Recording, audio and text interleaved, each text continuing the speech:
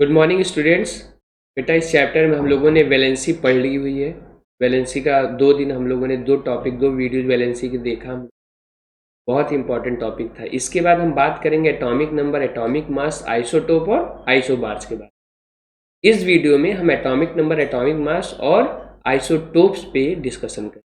तो चलिए स्टार्ट करें। बेटा वैलेंसी हम लोगों ने पढ़ ली है और वैलेंसी में हम लोगों ने पढ़ा कि it is a combining capacity of an atom of an element.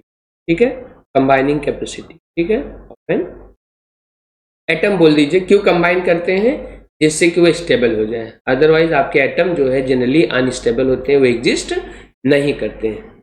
अब हम बात करेंगे वैलेंसी में आपने डिफरेंट मेथड्स के थ्रू वैलेंसी फाइंड की थी। वैलेंसी के लिए सबसे ज़्यादा जरूरी था वैलेंस इलेक्ट्रॉन, क्योंकि वैलेंस इलेक्ट्रॉन अगर आपको पता है तो आप वैलेंसी फाइंड कर सकते हैं इजीली।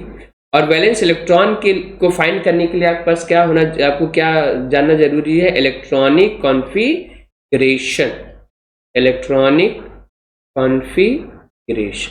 ठीक है, तो इलेक्ट्रॉनिक कॉन्फ़िगरेशन आपको अगर पता है तो आप इजीली जो है वैलेंस इलेक्ट्रॉन फाइंड कर सकते हैं। और अगर आपने वैलेंस इलेक्ट्रॉन फाइंड कर लिया तो आप इजीली वैलेंसी। अब इलेक्ट्रॉनिक कॉन्फ़िगरेशन के लिए आपको 1 to 36 मिनिमम 36 और 30 इतने एटॉमिक नंबर तक के एलिमेंट का, ठीक है, इतने एटॉमिक नंबर जो है आपको इन एलिमेंट्स का याद रखना।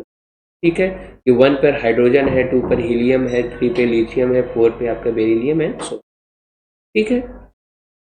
तो ये सब बेसिक रिक्वायरमेंट्स हैं। अब आज के वीडियो में हम लोग एटॉमिक नंबर पे बात करेंगे। तो एटॉमिक नंबर क्या है बेटा? It is simply number of proton of an atom. किसी एटम में कितने प्रोटॉन है वही उसका एटॉमिक नंबर। ठीक है, इसको हम लोग किस लेटर से डिनोट करते हैं? जेड से। और all atom of an element have the same atomic number. ये स्टेटमेंट आप समझिए कि जैसे आपका सोडियम है ना बेटा, तो सोडियम को अगर सोडियम का अपने 23 ग्राम सोडियम आपके पास है तो पता है आपके पास कितने एटम्स है सोडियम के? आपके पास है 6.022 इंटू 10 की पावर 23 एटम्स। इतने सारे एटम्स आप इन 23, only 23 gram of sodium.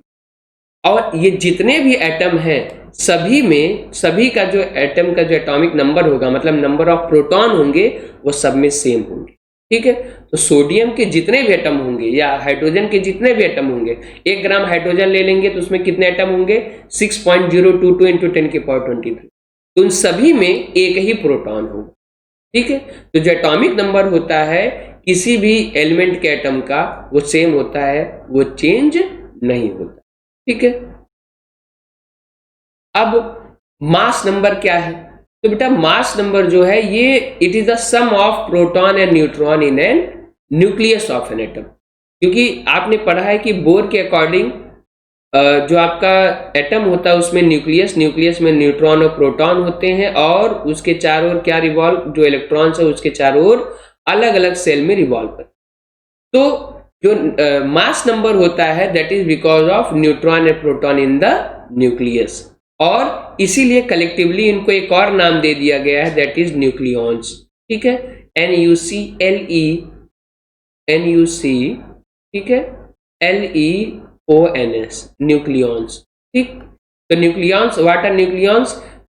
Proton and neutron collectively known as nucleons. ठीक है, तो जो मास है, एटॉमिक मास है या मास नंबर है, वो किसकी वजह से होता है? प्रोटॉन और न्यूट्रॉन की वजह से होता है। और ये प्रोटॉन न्यूट्रॉन कहाँ होते हैं? They are present in the nucleus of an atom और इनको कलेक्टिवली हम लोग कहते हैं न्यूक्लियस। इतनी चीज है। हाँ, एक और चीज कि जो आपका मास नंबर है ये एटॉमिक नंबर, जो मास नंबर है that is equal to atomic mass of. ऐसा क्यों है अक्सर आप सोच रहे होंगे? क्योंकि बेटा जो एटम का मास है that is because of neutron and proton. जो न्यूट्रॉन का मास होगा, जो प्रोटॉन का मास होगा, क्योंकि इलेक्ट्रॉन का मास नेग्लिजिबल होता है, तो न्यूट्रॉन और प्रोटॉन का जो मास है ना, इसको कलेक्टिवली हम क्या कहते हैं? ठीक है, इसी की वजह से आपका एटम का मास होता है and this is your mass number. ठीक है, वही चीज, यही मास नंबर यही है ना, इसलिए मास नंबर को अक्सर हम लोग बोल देते हैं atomic mass. Your mass number is almost equal to atomic, ये ऑलमोस्ट इक्वल टू का सिंबल है। ओके, आइसोटोप्स क्या है? तो किसी भी एलिमेंट में, ठीक है, ऐसे एटम जिनका एटॉमिक नंबर सेम, हम सिंगल एलिमेंट की बात कर रहे हैं जैसे हाइड्रोजन। तो बेटा हाइड्रोजन देखा गया है कि हाइड्रोजन के कुछ ऐसे एटम्स हैं जिनका मास नंबर 1 है, किसी का मास नंबर 2 है, किसी का मास नंबर 3। तो हाइड्रोजन का जिसका एटॉमिक मास 1 है और एटॉमिक नंबर 1 है, इसको हम लोग बोलते हैं प्रोटियम, ठीक है। जिनका 2 है इनको बोलते हैं ड्यूटीरियम, और जिनका 3 है इनको बोलते हैं ट्राइटियम। ये रहा, ओके। तो इसी तरह से और भी है। ऑक्सीजन है, देखिए बेटा, तो ऑक्सीजन के 2 आइसोटोप्स हैं, 816 और 818। आप देख रहे हो, सेम एलिमेंट के एटम्स हैं, मतलब ऑक्सीजन की एटम है और इनका एटॉमिक नंबर सेम है, लेकिन मास नंबर क्या है? डिफरेंट। कैसे याद रखेंगे मास नंबर?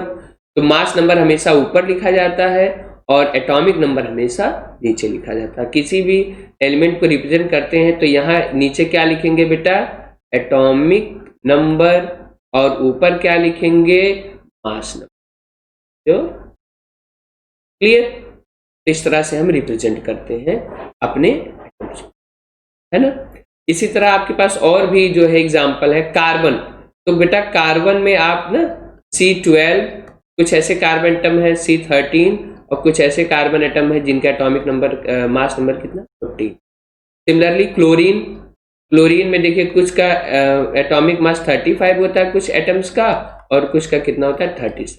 अब आप सोच रहे होंगे कि जब एक ही एलिमेंट के एटम्स है और उनका मास नंबर अलग अलग है, तो हम कैसे बोल देते हैं कि जो है सोडियम का जो है 23 है, मैग्नीशियम का 24 है, क्लोरीन का 35.5 है। तो वो एवरेज एटॉमिक मास होता है। वो क्या होता है? Average atomic mass. अलग अलग आइसोटोप्स के एटॉमिक मास को हम क्या करते हैं? ऐड कर लेते हैं ये, और हमको ये पता होना चाहिए कि नेचर में वो कितने हैं, और इस तरह से हम उनका एवरेज एटॉमिक मास। तो अगले वीडियो में हम लोग एवरेज एटॉमिक मास के बारे में पढ़ेंगे। उससे पहले कुछ क्वेश्चंस हैं आपके लिए, आप इसको अपनी कॉपी में नोट्स बनाने के बाद नोट कर लीजिएगा और सॉल्व करिएगा। पहला है कि इलेक्ट्रॉन 8 है और प्रोटॉन 8 है, तो एटॉमिक नंबर क्या होगा और एटम पर चार्ज क्या होगा, ये चीज आपको इसमें देखना। दूसरा है, एक बेटा टेबल आपकी एनसीईआरटी बुक में है 4.1, और उस टेबल को में देख करके आपको ऑक्सीजन और सल्फर का मास नंबर फाइंड करना। बहुत ही सिंपल क्वेश्चन है, क्योंकि उसमें number of proton, neutron, electron सब अलग अलग दिया उस टेबल में। वहां से आप न्यूट्रॉन और प्रोटॉन का सम कर लेंगे सल्फर का, तो वही सल्फर का क्या हो जाएगा? मास। तो that's all in this video. आप कोविड के प्रोटोकॉल्स को फॉलो करिए, जो गाइडलाइंस गवर्नमेंट की है को फॉलो करिए, और सैनिटाइजर अपने साथ रखिए, सोशल डिस्टेंसिंग मेंटेन रखिए, अपने हाथ को रेगुलरली वॉश करते रहिए। That's all, thank you.